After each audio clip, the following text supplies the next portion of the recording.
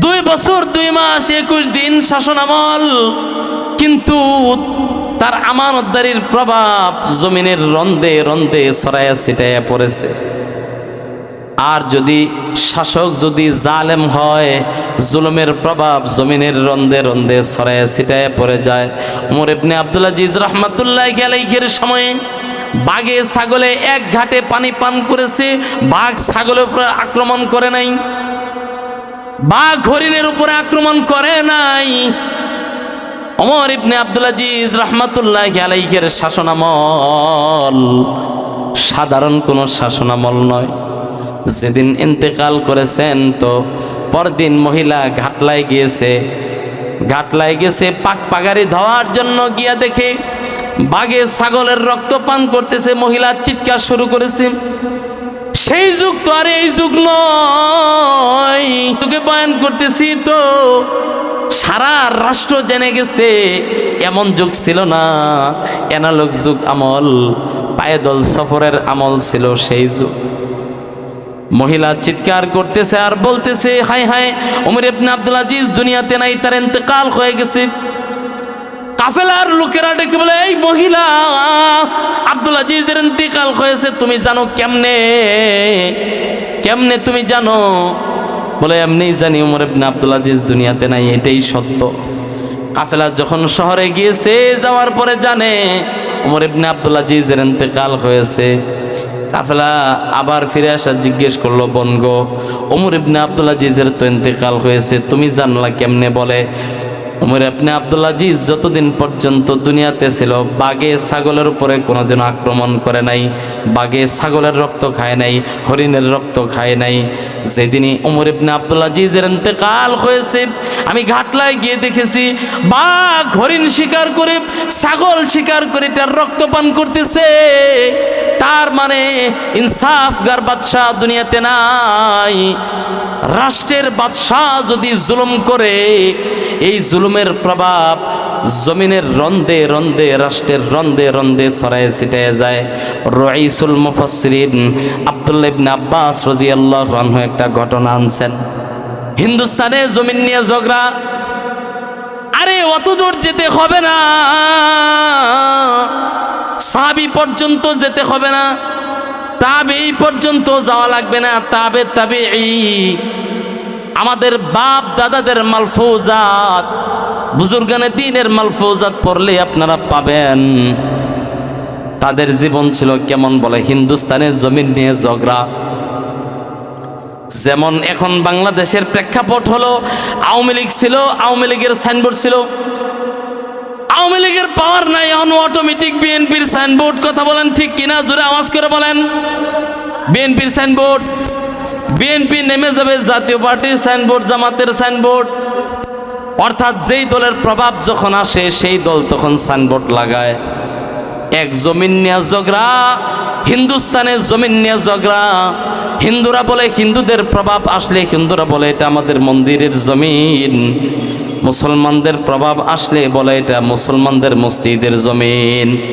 এই জমিনে মুসলমানরা দাবি করে আমরা মসজিদ বানাবো, হিন্দুরা বলে আমরা মন্দির বানাবো, কিন্তু জমি তো খাস জমি। এই জমিনের কাগজপত্র নাই, নথিপত্র নাই। দুই দল উভয়ে মিলে একবার বলে, লও যাই আদালতে যাই, দেখি আদালত কি সিদ্ধান্ত দেয়। মারামারি না করি, চলো যাই। আদালত যে সিদ্ধান্ত দিবে আমরা সেই সিদ্ধান্তই নেব।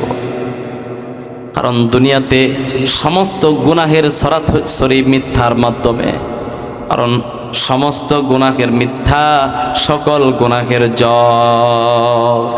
মিথ্যার মাধ্যমে সমস্ত গুনাহের ছড়াছড়ির শুরু হয়। এখন তো হাতে করে মিথ্যা কথা বলা, এই যুগ চলে আসছে। দুই দল মিলা বলে, চলো আদালতে যাই। আদালতে মামলা দায়ের হওয়ার পরে আদালত বলে, যেই জমির কাগজপত্র নথিপত্র নাই, এই জমিনের বিচার কেমনে আদালত করবে? আদালত থেকে রায় দেওয়া হলো, গ্রামে যাও, গিয়ে দেখো গ্রামের যিনি প্রবীণ মুরব্বী, সবচেয়ে বয়স যার বেশি, বয়োবৃদ্ধ মুরব্বীকে নিয়ে আসো, তার সাক্ষ্যর উপরে নির্ভর করে এই জমিনের ফয়সালা আদালত তোমাদেরকে দিয়ে দিবে। দুই পক্ষ এসে দেখি মহল্লায় ইয়াহইয়া কান্দুলবি রাহমাতুল্লাহি আলাইহি, যিনি শায়েখ জাকারিয়া রাহমাতুল্লাহি আলাইহির আব্বা ইয়াহইয়া কান্দুলবি।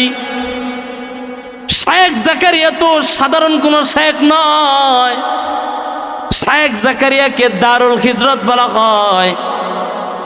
শাইখুল হাদিস জাকারিয়া রাহমাতুল্লাহি আলাইহি আল্লাহ পাক কিয়ামতের ময়দানে সাহাবীদের কাতারের সঙ্গে, সাহাবীদের চেয়ারের সঙ্গে আল্লাহ পাক তিনার চেয়ার দিয়ে দিবেন। আল্লাহ তাআলা সাহাবীদের কাতারের সঙ্গে তিনাকে দাঁড় করায় দিবেন। জোরে বলেন সুবহানাল্লাহ। শাইখুল হাদিস জাকারিয়া রাহমাতুল্লাহি আলাইহির আব্বা ইয়াহইয়া কান্দুলবি দুই দল বয়সে দেখে ইয়াহইয়া কান্দুলবির চাইতে মুরব্বী বয়োবৃদ্ধ এলাকার মধ্যে আর কেউ নাই। মুসলমানরা তো খুশি হয়ে গেছে, আর কিছু হোক না হোক সাক্ষী তো মুসলমান পাওয়া গেছে, ইয়াহইয়া কান্দুলবিকে পাওয়া গেছে। হিন্দুরা মনে মনে নারাজ, কিরে সাক্ষী তো মুসলমান পাওয়া গেল, তারপরও ইয়াহইয়া কান্দুলবি কঠোরপন্থী মুসলমান ইয়াহইয়া কান্দুলবি। তবু হিন্দুদের মধ্যে একদল বলে, যাও না, দেখি না ইয়াহইয়া কান্দুলবি তো সত্যবাদী মানুষ। ইয়াহইয়া কান্দুলবি রাহমাতুল্লাহি আলাইহি আদালত ডাকলেন। আদালতের কাঠ গড়ায় দাঁড়ায়া ইয়াহইয়া কান্দুলবি চোখের পানি ছেড়ে দিয়েছে। আদালত ডাক দিয়েছে, এই ইয়াহইয়া কান্দুলবি, আজকে আপনার সাক্ষ্যতে এই জমিনের নির্ধারণ হবে এটা মুসলমানদের জমিন না, এই জমিটা হিন্দুদের জমিন। কাকে দেওয়া হবে? আপনার কথায় দেওয়া হবে। সাথে সাথে ইয়াহইয়া কান্দুলবি চোখের পানি ছেড়ে দিয়েছে। আল্লাহর ওলি চোখের পানি ছেড়ে দিয়ে কান্দে আর বলে, আমাদের নবী, আমার নবীজি মুহাম্মদুর রাসূলুল্লাহ সাল্লাল্লাহু আলাইহি ওয়াসাল্লাম জিন্দেগিতে কোনোদিন একটাও মিথ্যা কথা বলেন নাই। সাহাবীরা মিথ্যা কথা বলে নাই। ইয়াহইয়া কান্দুলবি কেমনে মিথ্যা কথা বলবে? আদালতে দাঁড়ায়া কেমনে মিথ্যা কথা বলবে? চোখের পানি ছাড়িয়া আদালতকে ডেকে বলে, আদালত, এই জমিটা মুসলমানদের নয়, এই জমিটা আগে থেকেই হিন্দুদের জমি ছিল। জমিনটা আপনি নিঃসন্দেহে হিন্দুদের নামে লিখে দিয়ে দেন। আদালত সাথে সাথে জমিনটা হিন্দুদের নামে দিয়ে দিয়েছে। মুসলমানরা গাল মন্দ করতে করতে আদালত থেকে বের হয়ে গেছে। মুসলমানের সাক্ষ্যতে মসজিদের জমি হারাইলাম, সাধারণ কোনো মুসলমান নয়, ইয়াহইয়া কান্দুলবির সাক্ষ্যতে মসজিদের জমিন হারাইলাম। মুসলমানরা গাল মন্দ করতে করতে আদালত থেকে বের হয়ে গেল, আর হিন্দুরা জমি নিয়ে বাড়িতে চলে গিয়েছে। রাতের আধারে ইয়াহইয়া কান্দুলবি তাহাজ্জুদে উঠে গেছেন, বাড়ির দরজা লাগায় রাখছেন, তিনি ভয়ে আছেন মুসলমানরা না জানি বাড়িঘর ভাঙার জন্য আসে। তিনি ঘর থেকে রাতের বেলা আওয়াজ পাইতেছেন, বাহিরে হাজার হাজার মানুষের সমাগম। তিনি ভয়ে দরজা খুলতেছেন না, কি না কি হয়ে যায়, মুসলমানরা ক্ষিপ্ত। কিন্তু বের হয়ে দেখে মুসলমানরা নয়, হাজার হাজার কাতার কাতার কাতার বন্দী হয়ে হিন্দুরা দাঁড়ায় রয়েছে। ইয়াহইয়া কান্দুলবি ঘর থেকে বের হয়ে ডাক দিয়া বললেন, কিরে, দুপুর বেলা তো দিনের বেলা তোমাদের জমি সাক্ষ্য দিয়া তোমাদের নামেই দিলাম, আরে রাতের আধারে আমার বাড়ির সামনে আসছো কেন? রাতের আধারে আমার বাড়ির কাছে আসছো কেন? হিন্দুদের থেকে একজন দাঁড়ায় বলে, ওগো ইয়াহইয়া কান্দুলবি, যেই ধর্মের কালেমা পড়লে পরে আদালতে দাঁড়ায়ও মিথ্যা কথা বলা যায় না, অমন ধর্মের নবী মুহাম্মদুর রাসূলুল্লাহ সাল্লাল্লাহু আলাইহি সাল্লামের চরিত্রটা না জানি কত সুন্দর। অমন ধর্মের চরিত্র মাধুরী না জানি কত সুন্দর। ইয়াহিয়া কান্দুলবি, আমরা আসছি, আমাদের সবাইরে আপনি কালেমা পড়ায় দেন। আমরা এই মুহূর্তে আপনার হাতে হাত রেখে কালেমা পড়ে মুসলমান হইতেছি। আগামীকালকে ওই জমিতে মন্দির নয়, আগামীকালকে ওই জমিতে আপনার ইমামতিতে আমরা মসজিদ নির্মাণ করব। জোরে বলেন সুবহানাল্লাহ। এই ছিল মুসলমানদের সত্যবাদিতা। আমিরুল মুমিনিন হযরত ওমর, আমিরুল মুমিনিন পারস্য যুবককে ধরে আনছেন। যুবককে ধরে বলে, এই যুবক কালেমা পড়, মুসলমান হ। যুবক তো পারস্য সম্রাটের সন্তান, উগ্র যুবক, মাথা নত করতে রাজি না। বলে, উমর রে কালেমা পড়ব না, মুসলমান হব না। বলে, তরবারির আঘাতে দর থেকে কল্লা আলাদা করে ফেলাম। তবুও বলে না, মুসলমান হব না। এইবার যুবকটা নিজে একটু মানতে খাটাইয়া বলে, কৌশল করে বলতেছে, আমিরুল মুমিনিন কালেমা পড়তে পারি, মুসলমান হইতে পারি, শর্ত আছে, আমাকে 1 গ্লাস পানি পান করাবেন। তিনি বললেন, এটা তো ইজি কন্ডিশন, পানি পান করো। পানি দেওয়া হলে যুবক পানি পান না করে এটা মরুভূমিতে পানি ফেলে দিলেন। যে ওমরকে জীবনে কোনোদিন শয়তান ধোঁকা দেয় নাই, যেই রাস্তা দিয়ে হযরত ওমর গেছে 40 দিন পর্যন্ত শয়তান সেই রাস্তা দিয়ে যায় নাই, যেই ওমরকে শয়তান ধোঁকা দেয় নাই, কিয়ামত পর্যন্ত যেই সমস্ত যুবকদের স্বপ্ন দোষ হয়, যারা স্বপ্নে আজে বাজে দেখে, যুবকদের অনেক সময় একটা রোগে আক্রান্ত হয়ে যায়, স্বপ্ন দোষ হয়। আইন মিম র হযরত ওমরের নামের আইন মিম র ওমর লেখে বুকে রেখে যদি কেউ ঘুমায়, কিয়ামত পর্যন্ত যদি রাখে, কিয়ামত পর্যন্ত তার আর কোনোদিন স্বপ্নদোষ হবে না, শয়তান আর কাছে আসবে না। জোরে বলেন সুবহানাল্লাহ। নামের প্রভাব কিয়ামত পর্যন্ত থাকবে। এই ওমরকে যুবক ধোঁকা দিয়ে দিয়েছেন। যুবক পানি ফালাই দিয়ে বলে, ওমর তুমি ভালো মতে বলো, পানি কাছে নিয়ে খাবে। এমন সময় বলে, না পানি খাবো না। হযরত ওমর বলে, খাবা না কেন? যুবক বলে, খাবার আগেই তুমি এমন আছে আমাকে হত্যা করে ফেলবা। বলে, না তোমাকে মারবো না। যুবক বলে, তুমি ভালো মতে বলো যে এই গ্লাসের পানি পান না করা পর্যন্ত তোমাকে হত্যা করা হবে না। কথাটা বলতে পারে, বলার সাথে সাথে যুবক পানিটা জমিনে ফেলে দিয়েছে। ফেলে দিয়ে বলে, ওমর তুমি তো বলেছো এই গ্লাসের পানি পান না করলে, না করা পর্যন্ত হত্যা করবে না, তাহলে পানি মরুভূমি থেকে তুলে দাও। মাহাসিনে ইসলাম কিতাবের নাম, ইসলামের সৌন্দর্য বর্ণনা করতে গিয়া মুহাদ্দিসিন লিখেছেন, ইসলামের সৌন্দর্য বর্ণনা করতে গিয়ে তিনি বলেন, ইসলামের সৌন্দর্য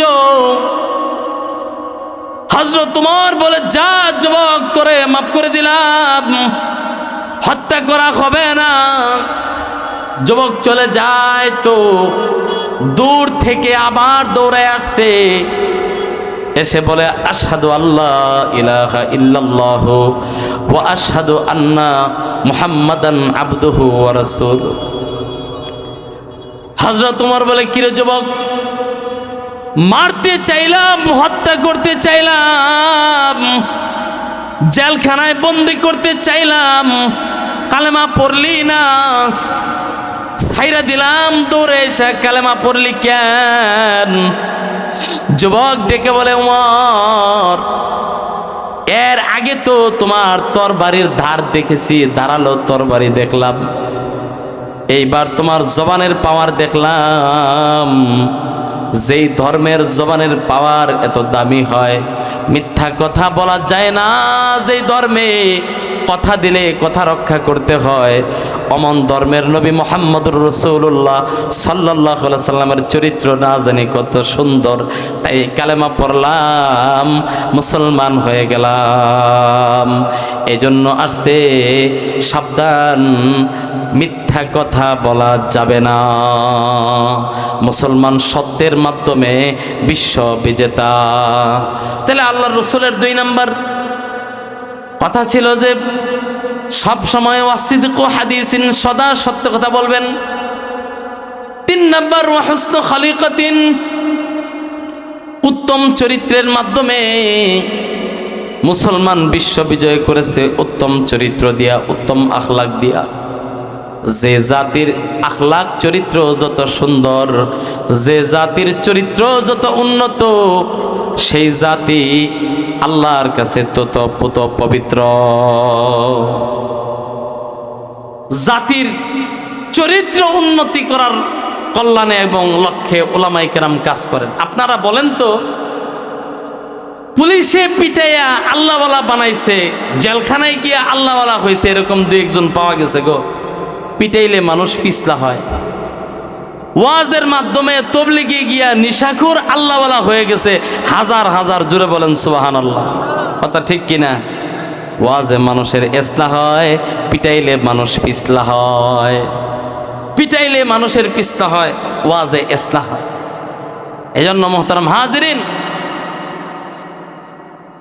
রাষ্ট্রের মানুষ যখন ভালো হয়ে যাবে, রাষ্ট্রের শাসকরা যখন দামি হয়ে যাবে, ভালো হয়ে যাবে, আল্লাহওয়ালা হবে, মুত্তাকি হবে, তখন সাধারণ মানুষ আল্লাহওয়ালা মুত্তাকি হয়ে যাবে। বলেন সুবহানাল্লাহ। রাষ্ট্রপ্রধান যদি আল্লাহওয়ালা হয়, এই রাষ্ট্রের প্রধানের এই আমানতদারি জমিনের রন্দে রন্দে ছড়াইয়া ছিটাইয়া চলে আসে। ওমর ইবনে আব্দুল আজিজ রহমতুল্লাহি আলাইহিকে মুজাদ্দিদ বলা হয়। আল্লাহর রসুলের পরে যিনি প্রথম মুজাদ্দিদ হয়ে দুনিয়াতে আসছেন, ওমর ইবনে আব্দুল আজিজ রহমতুল্লাহি আলাইহি। অনলি শাসন ছিল 2 বছর 2 মাস 21 দিন। 2 বছর 2 মাস 21 দিন শাসন আমল, কিন্তু তার আমানতদারির প্রভাব জমিনের রন্দে রন্দে ছড়াইয়া ছিটাইয়া পড়েছে। আর যদি শাসক যদি জালেম হয়, জুলুমের প্রভাব জমিনের রন্দে রন্দে ছড়াইয়া ছিটাইয়া পড়ে যায়। ওমর ইবনে আব্দুল আজিজ রাহমাতুল্লাহি আলাইহির সময়ে বাঘে ছাগলে এক ঘাটে পানি পান করেছে, বাঘ ছাগলের উপরে আক্রমণ করে নাই, বাঘ হরিণের উপরে আক্রমণ করে নাই। ওমর ইবনে আব্দুল আজিজ রাহমাতুল্লাহি আলাইহির শাসনামল সাধারণ কোনো শাসনামল নয়। যেদিন ইন্তেকাল করেছেন, তো পরদিন মহিলা ঘাটলায় গিয়েছে পাক পাগারি ধোয়ার জন্য। গিয়া দেখে বাঘে ছাগলের রক্ত পান করতেছে, মহিলা চিৎকার শুরু করেছে। সেই যুগ তো আর এই যুগ নয়, তোকে বয়ান করতেছি তো সারা রাষ্ট্র জেনে গেছে। এমন যুগ ছিল না, অ্যানালগ যুগ আমল, পায়দল সফরের আমল ছিল সেই যুগ। মহিলা চিৎকার করতেছে আর বলতেছে, হায় হায়, ওমর ইবনে আব্দুল আজিজ দুনিয়াতে নাই, তার ইন্তেকাল হয়ে গেছে।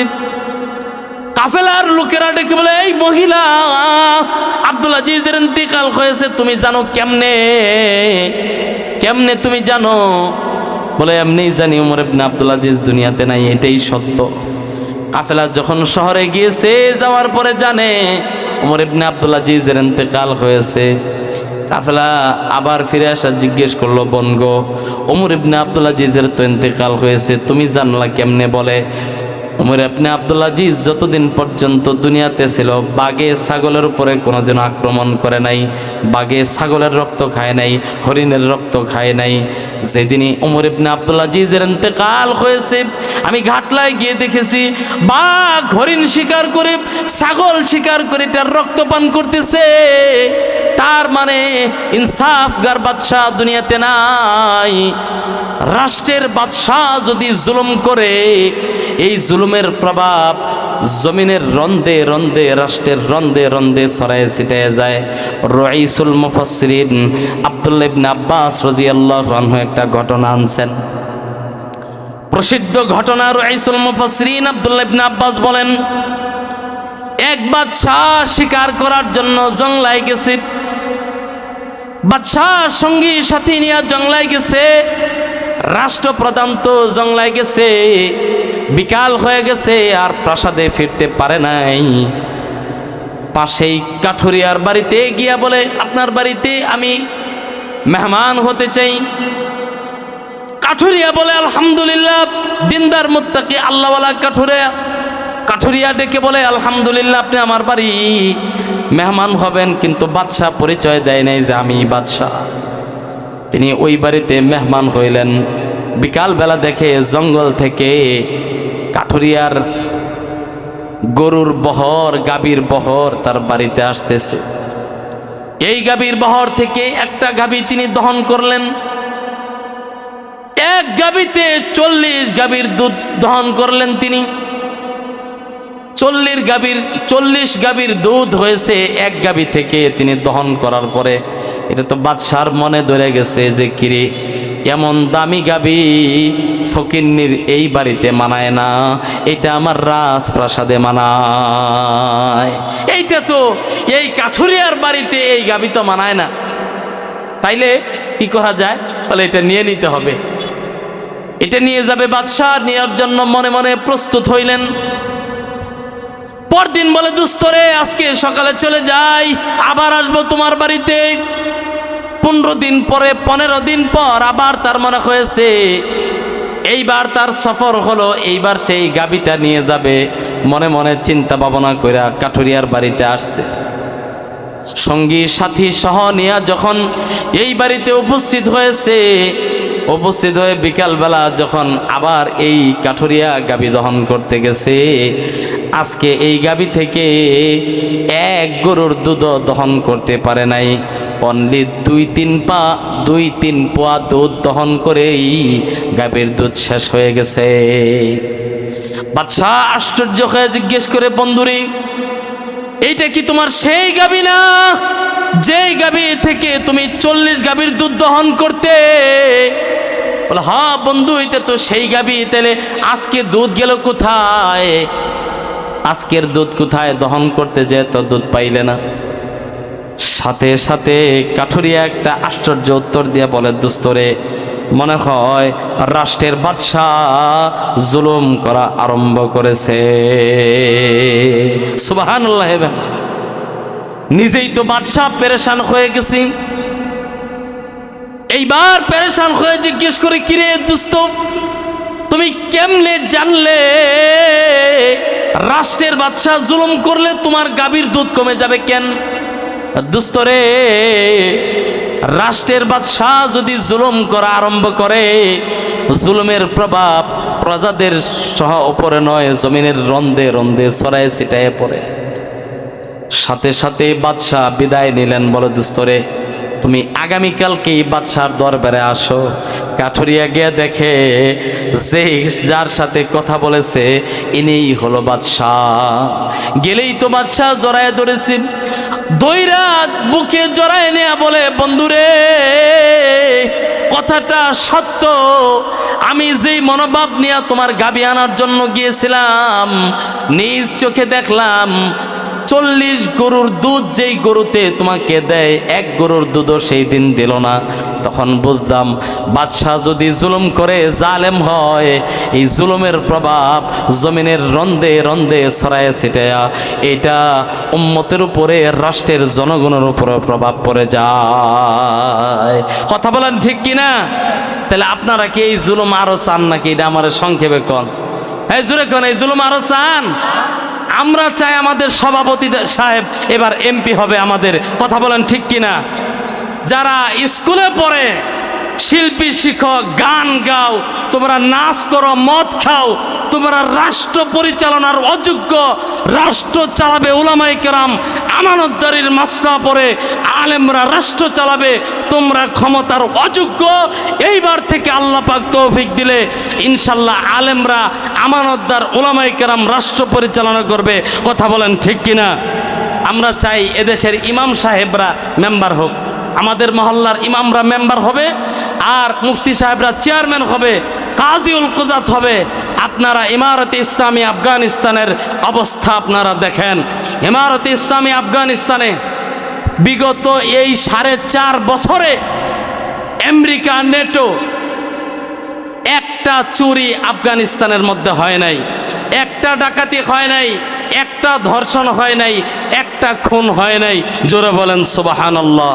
এই রাষ্ট্র তারা কেমনে বানাইলো, যেখানে মিলিয়ন মিলিয়ন অস্ত্র, একটা অস্ত্র নয়, সবার হাতে পান বিক্রি করতেছে, তার পিছনে ভারী অস্ত্র, দেশের সাধারণ অস্ত্র না, ভারী অস্ত্র, যেটা দিয়ে সোভিয়েতের সাথে তারা যুদ্ধ করেছে, নেটোর সাথে যুদ্ধ করেছে 20 বছর।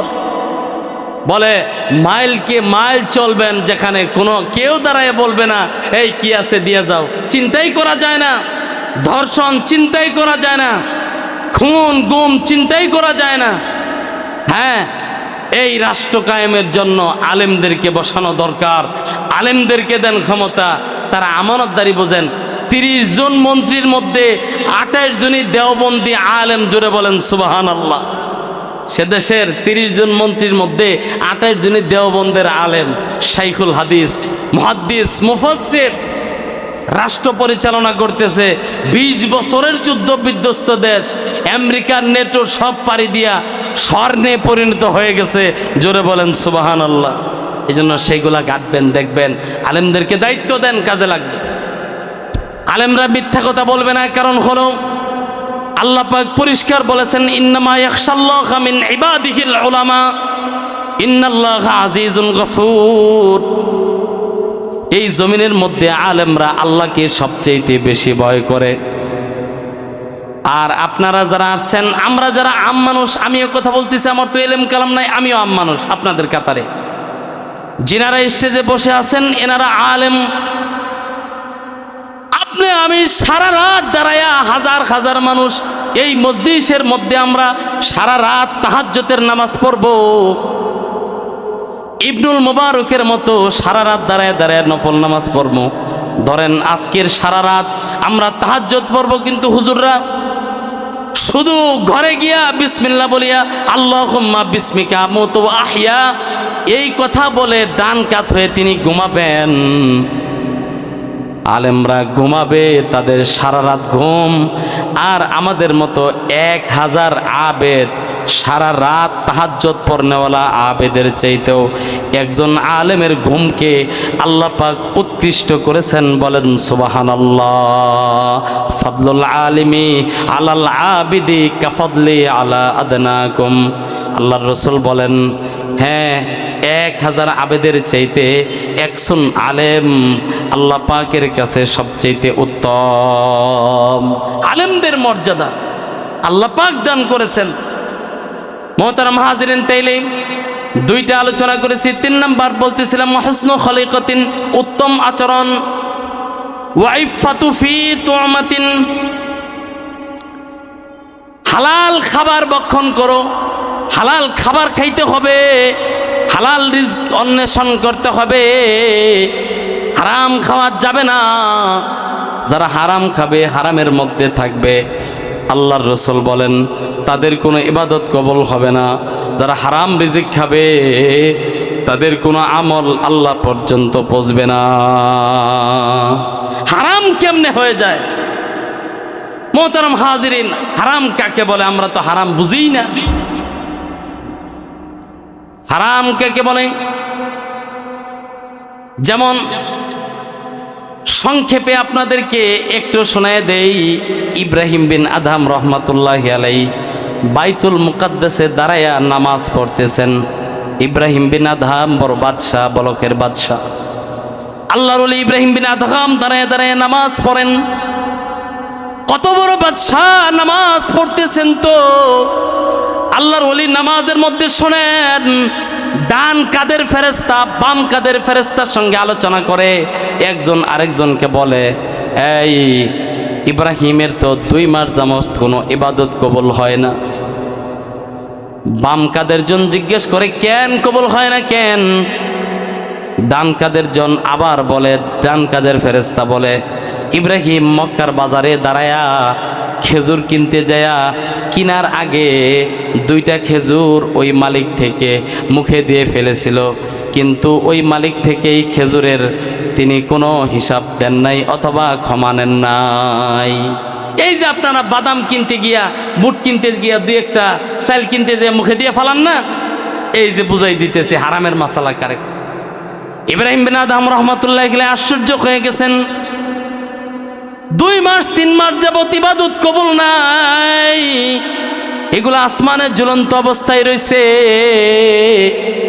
আল্লাহর ওলি তাড়াতাড়ি নামাজ শেষ করিয়া, সেই যুগ তো এই যুগ নয়, পায়দল সফর করেছেন 6 মাস। 6 মাসের সফর করে তিনি মক্কার বাজারে আসছেন। মক্কার বাজারে এসে দেখে যার থেকে খেজুর কিনে খেয়েছিলেন এই মুরব্বির ইন্তেকাল হয়ে গেছে। মুরব্বির এই দোকানে আরেক লোক দাঁড়ায় রয়েছে। জিজ্ঞেস করলেন আপনি কে? বলে আমি তার সন্তান, আমি তার বড় ছেলে, আমি এই দোকানের মিরাজ সূত্রে মালিক হয়েছি। বাবারে মিরাজ সূত্রে মালিক হয়েছো? তোমার বাবার থেকে 6 মাস পূর্বে 2টা খেজুর কিনেছিলাম, 2টা খেজুর খেয়ে ফেলেছিলাম, সুতরাং ওই 2 খেজুরের হাদিয়া দেওয়ার জন্য আসছি, অথবা এটার মাপ নেওয়ার জন্য আসছি। যুবকটা বড় আমানতদার, ডেকে বলে আমার বাবার, আমরা 2 ভাই 2 জন সন্তান, মিরাজ সূত্রে এই দোকানের মালিক, অর্ধেক মালিক আমার ভাই, সে আছে মদিনায়, এই দোকানের অর্ধেক মাল নিয়ে মদিনায় চলে গেছে, আর আমি আছি এই দোকানে। আল্লাহর বলি গো, আমি এই একটা খেজুর আপনাকে মাফ করে দিতে পারি, কিন্তু আরেক খেজুরের মাপ তো আমি দিতে পারবো না, মালিক তো আমি না। আবারও 6 মাসের পায়দল সফর করলেন তিনি মদিনায়। মদিনায় এসে দেখেন যেই জায়গায় ঠিকানা দিয়েছেন এই জায়গাতে যুবক দাঁড়ানো। যুবককে ডেকে বললেন তুমি কি অমুকের সন্তান? বলে হ্যাঁ। তোমার ভাই কি অমুক মক্কার বাজারে আছে? বলে হ্যাঁ। অর্ধেক মিরাজ সূত্রে দোকানের মালিকানা পেয়েছো? যুবক বলে হ্যাঁ। আল্লাহর ওলি গো, আপনি কেমনে জানেন? বলে তোমার বাবার দোকান থেকে 2টা খেজুর খেয়েছিলাম, খেজুর কিনতে গিয়া 2 খেজুর না বলেই মুখে দিয়েছিলাম, 1 খেজুর মাপ করেছে তোমার ভাই, আরেকটা খেজুরের মালিক তুমি, সুতরাং তোমার থেকে মাপ নেওয়ার জন্য আসছি। আবার পায়ে ধরে সফর করে আসছি, তুমি এই খেজুরের হাদিয়া নিয়ে আমাকে ক্ষমা করো। যুবকটা হাতরা ধইরা বলে আল্লাহর ওলি গো, যে লোক 6 মাস সফর করে 1 খেজুরের জন্য, 1 খেজুরের ক্ষমা চাওয়ার জন্য মদিনার বাজারে আসে, এমন লোক তো আল্লাহ পাকের পেয়ারা, আপনি দোয়া করে দেন আল্লাহ তাআলা যেন আমার এই রিজকের মধ্যে বরকত দান করেন, আমার এই ব্যবসার মধ্যে খায়ের বরকত দান করেন। আল্লাহর ওলি মাপ নিয়ে যখন আবার 6 মাস সফর করে বাইতুল মাকদাসে এসে নামাজে দাঁড়াইছেন, এইবার আবার ফেরেশতারা একজন আরেকজনের সাথে আলাপ করে। ডান কান্দের ফেরেশতা এইবার ডেকে বলে শুনছনি ইব্রাহিম বিন আদহাম যে আচরণ করেছেন, তিনি 2 খেজুরের জন্য 1 বছর সফর করে মাপ এনেছেন, আল্লাহ পাক সন্তুষ্ট হয়ে গিয়েছে। বিগত দিনের আমলগুলানকে, এগুলা কি অগণিত বাড়ায়া, অগণিত নেক দিয়া আল্লাহ তাআলা সব আসমানে তুলে নিয়েছেন। ইব্রাহিমের দরজাকে আল্লাহ পাক আলো বুলন্দ করে আল্লাহ তাআলা আল্লাহর পেয়ারাদের কাতার পর্যন্ত নিয়ে গিয়েছেন। সুতরাং ইব্রাহিম আল্লাহর ওলিতে পরিণত হয়ে গেছে। সুবহানাল্লাহ। মোহতারাম হাজিরিন, তাইলে আজকে আর হারামের আর বেশি আলোচনা শোনাইতে পারলাম না। তাহলে আমাদের কত ভুল। আপনি বাতর কাটতে গেছেন, আইল কাটতে যান, বড় দান করবেন সামনে যাই, আরেকজনের বাতরে যে কূপটা মারলেন, ওই মুরব্বী সব ধানগুলা হারাম হয়ে গেল আরেক ভাইয়ের জমি থেকে 1 কোদাল আনার কারণে। সাবধান, 1 কোদাল 1 বিঘ জমিও আরেক ভাই থেকে নিজের জমিনে আনা যাবে না। এর নাম হলো ঈমান, এর নাম হলো হালাল রিজিক। ওই ফাঁক পাইলে আরেক ভাইয়ের ক্ষেতের পানি ছেড়ে দিয়া নিয়ে আসবেন নিজের ক্ষেতে, আর হেই ইরি দান তুল্লা নিজের বিবি বাচ্চাকে খাওয়াইয়া আর হাজি সাহেব হজ করে আল্লাহর জান্নাতে এত সহজ না। এই জন্য আলেমরা এই মাসআলা জানে, যে জন্য তারা আল্লাহকে বেশি ভয় করে। এই জন্য আমরা সব সময় আলেমদের সাথে থাকতে রাজি আছেন তো ইনশাল্লাহ? দুই হাত তুলেন লিল্লাহি।